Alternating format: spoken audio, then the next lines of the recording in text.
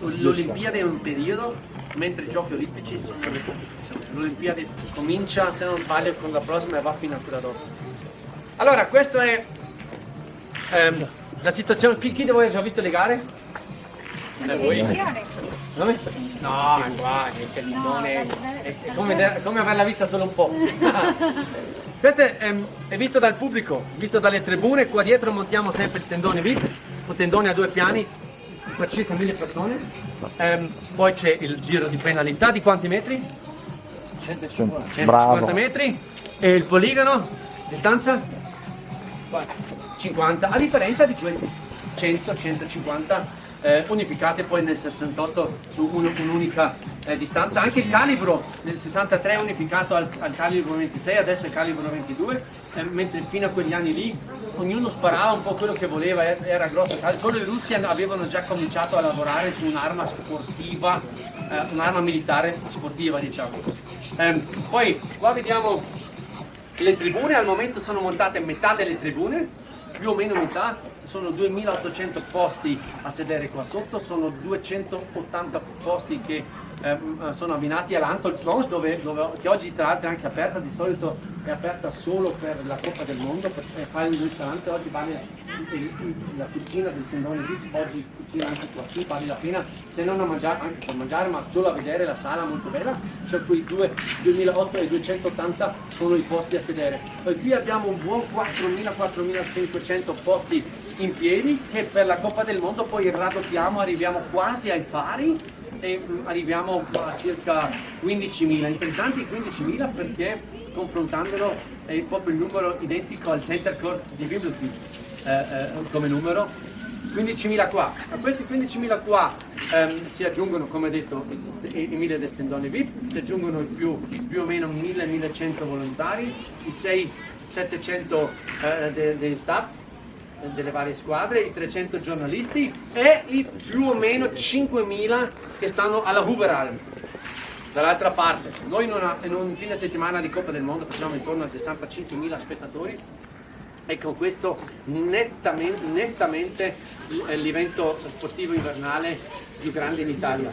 Non c'è niente di paragonabile, ma c'è una spettacolare manifestazione sportiva scistica, Coppa del Mondo e sci femminile, forse la più spettacolare dal punto di vista tecnico in Coppa del Mondo femminile a Cortina, stesso weekend, che fa, non so, 3.000, 4.000, 5.000, quant'è che fanno più o meno. Perciò i numeri di qua, soprattutto se li metti in relazione con la popolazione. Io sono di Anterselva di mezzo, sono un vero e proprio anterselvatico.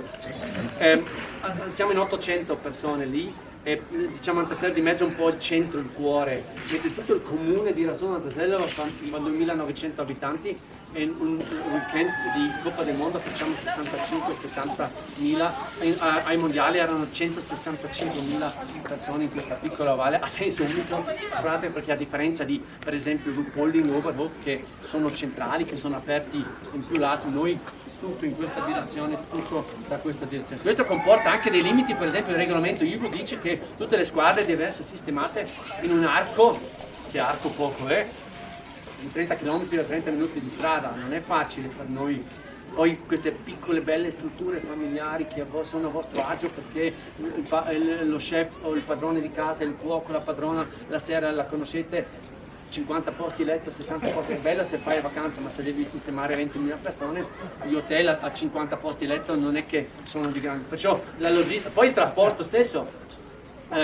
In pratica il treno della Valpusteria che fa Lienz, Fortezza, viaggia in quei giorni soprattutto per noi, porta la gente dalle varie località fino a Valdora, dove noi andiamo a raccoglierli, li portiamo ad Anterselva di mezzo, scendono all'inizio del paese, passano il paese, tutti quelli che sono alloggiati nei paesi vicini, Valdora di sotto sopra, Rason di sotto sopra, Anterselva di sotto, li andiamo a prendere noi con le nostre navette, li portiamo ad Anterselva di mezzo. Chi viene con il mezzo proprio viene ad Anterselva, parcheggia lì.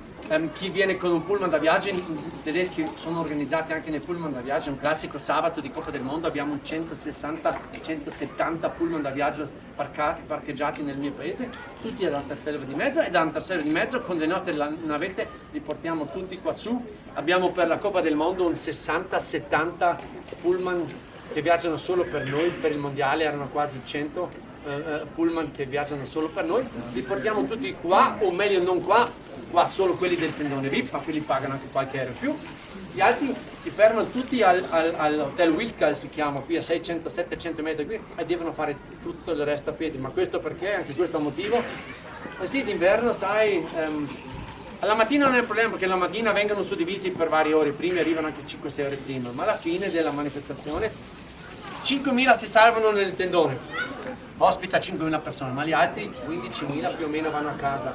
Se facciamo arrivare il pullman qui abbiamo più 15.000 persone che aspettano, falli camminare, che si crea un effetto fisarmonica, man mano che loro arrivano il pullman, la gente arriva nel pullman e funziona. Perciò è un motivo abbastanza chiaro, perché questa è la Huberalm, qua di fronte il Woodstock del biathlon.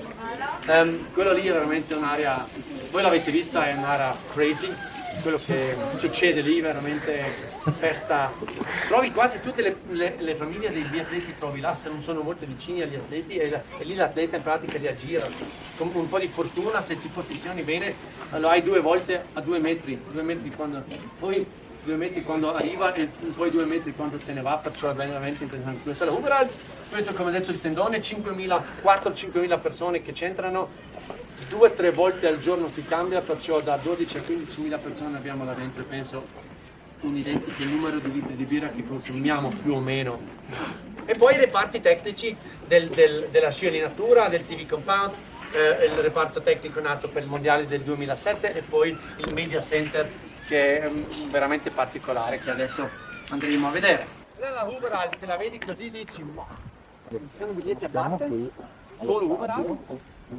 Uno anche ospiti che non si trascorrono 4 giorni solo lì, perché lì è festa, lì è sagra, lì è, cioè devi viverlo, è assurdo cosa succede là. E io do sempre il consiglio, soprattutto nelle gare di sabato e domenica, dove sono 2 gare al giorno, una gara andate a vederla alla Huberalm, a vivere l'atmosfera Huberalm, perché veramente è nato dopo, hanno cominciato prima in Germania a andare anche sul percorso, fine anni 90, inizio 2000 nessuno è andato alla Huberalm, infatti la pista passava sotto, anche perché non c'era problema, 4 gatti che la passavano, risolvevi. Poi dopo hanno cominciato a frequentare la Huberalm e dopo hanno cambiato un po', perché adesso la pista esce in pratica da sinistra verso destra lungo il bosco, poi dove il bosco finisce sale, c'è quella lunga salita che vedete anche in TV, dove ci sono sempre tutti gli allenatori che danno le informazioni, perché il poligono è silent zone, al poligono non possono dare, è proibito dare informazioni 10 metri prima della piazzola 30 fino a 10 metri dopo la piazzola numero 1, c'è anche il cartello silent zone, per quello che gli allenatori prendono subito sempre in teoria potresti dirgli subito, no? Non puoi, radio danno l'informazione al percorso, l'allenatore dà lungo il percorso, dà l'informazione all'atleta. Adesso c'è gente che frequenta la Huberalm, in pratica salgono, poi fanno la discesa, adesso sono 2 percorsi diversi, dipende dal tipo di gara, e poi una volta arrivati fino alla bandiera più o meno della Huberalm, sulla destra della Huberalm, che vedete quelle large, risalgono di nuovo sopra la Huberalm e passano dietro quelle 2 baite, l'ultima dietro e quella davanti, tagliano, perciò chi c'è lì se li vede uscire prima dal bosco e poi tornare di nuovo verso il poligono, sei a 2 metri, e poi dopo c'è la discesa con il Superschuss che prende e poi li porta direttamente qui allo stadio.